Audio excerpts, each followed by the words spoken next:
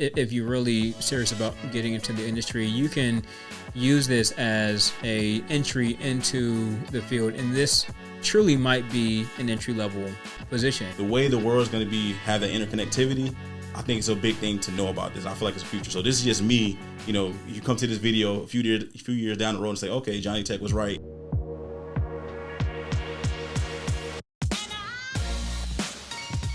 What's going on, tech team? It is JustMyTechCents, where we talk tech, finance, and lifestyle.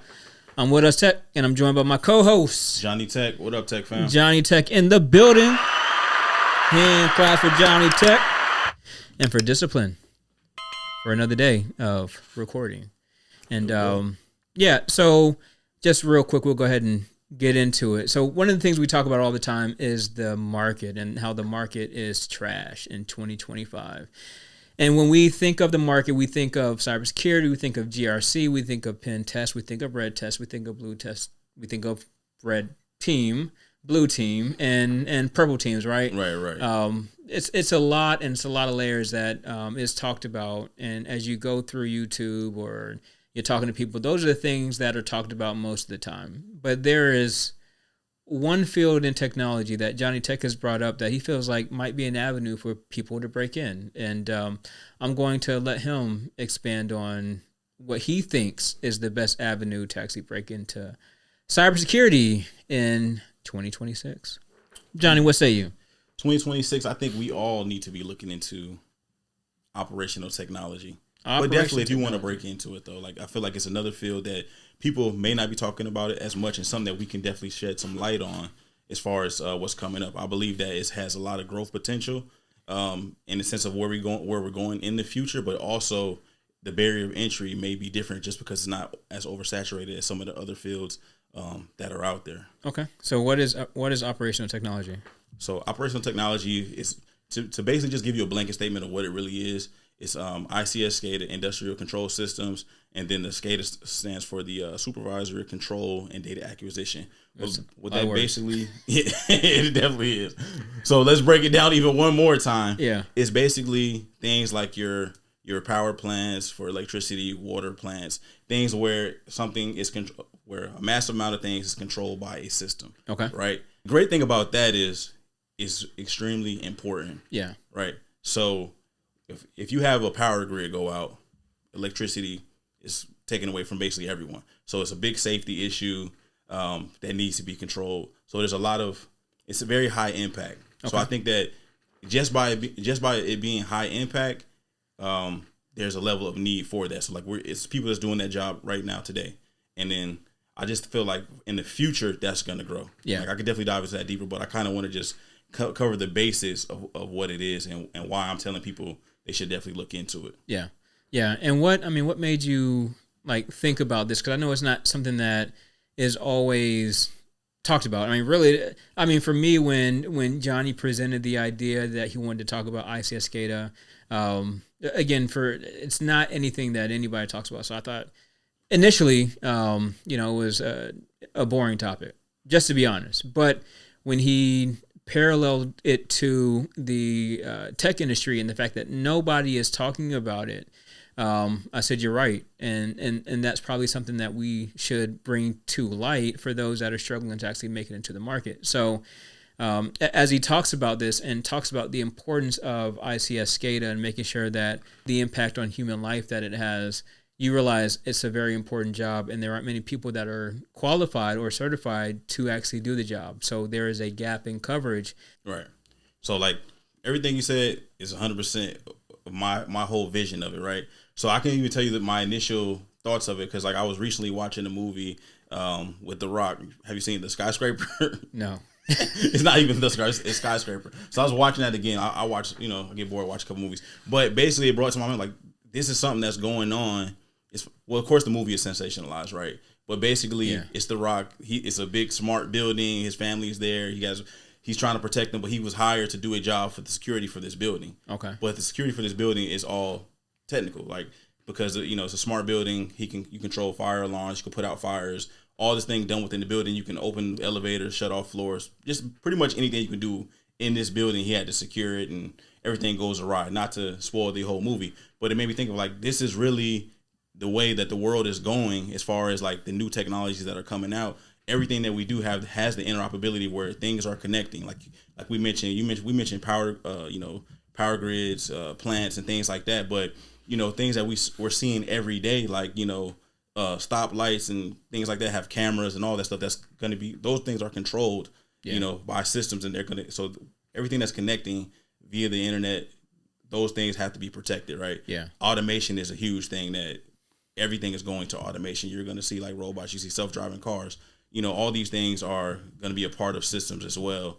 some way or another. So they have to be protected. So I feel like in the wave of how automation is growing, AI is something that people should also be looking into and diving into in order to have, some stability in their career. Yeah. I just think it's going to grow. So yeah. I think the growth potential is definitely there. So I think it's something we should be looking into overall, right? Yeah. So that movie basically sparked everything. Okay. And I was like, okay, that's definitely something I can see the world, going. I can see that. So I thought maybe you watched like 0 Day on Netflix, which that's is on my list to watch. Yeah, I mean, it's kind of the same thing. Like everything just goes black, and they're trying to figure out like what happened, and there are I want to say there are ransom notes. I can't remember. It's been a while, but I mean, pretty much the same thing. It's like when the infrastructure is attacked, again, you don't realize. I mean, really, you take it for granted, right? The lights come on because you pay the bills and you expect lights to come on. But what if you're paying your bills and the lights don't come on,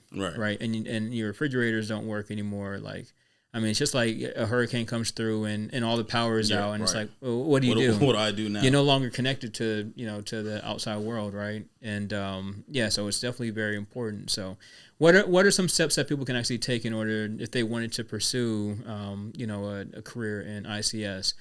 How would you tell them to go about doing it? So I think the biggest thing about it is like, and what's pretty cool is I think ICS has that traditional background of IT in general, because you're dealing with hardware. So I know everything is moving, in different directions, like cloud and things like that. But I think the traditional skills that you have in IT is going to be helpful. But also I build on that with certs, right? So ICS, ICA, ICE certification program, that's out there, and it's a full-length program that's going to help you kind of tailor your career towards that. Okay. SANS has a certification, the ICS 410. All those things are developed for that as well. And also something that you can just look into that because I'm big on MITRE in general. Yeah. The MITRE ATT&CK framework, which I use pretty much every day, like for threat detection, as far as like, log analysis as well, kind of understanding what I'm looking at. They have a full framework built out for ICS as well. So it's going to tell you like the attacks that go against it and where to look for mitigation. And you could just look at that if you're interested in to see like, if this is something I even care about, right? You can look at the, kind of see the whole attack vector of what's happening and how people are going to do it.